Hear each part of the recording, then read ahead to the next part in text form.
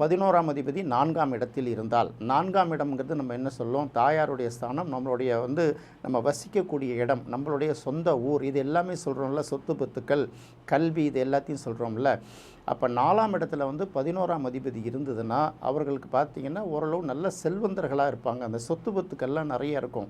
எல்லாத்துக்கும் மேலே சொந்த ஊரில் செல்வாக்கு மிக்க குடும்பமாக இருக்கும்.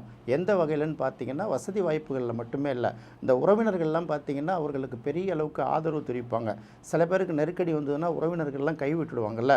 ஆனால் 11ஆம் அதிபதி 4ஆம் இடத்துல இருந்ததுன்னா இவங்களுக்கு சின்ன நெருக்கடி வந்தால் கூட அவங்க சொந்த பந்தங்கள், பழகினவங்க எல்லாருமே அவங்களுக்கு உறுதுணையாக நிற்பாங்க. மேக்சிமம் அவங்களுக்கு அது போல் ஒரு வாய்ப்பும் வராது.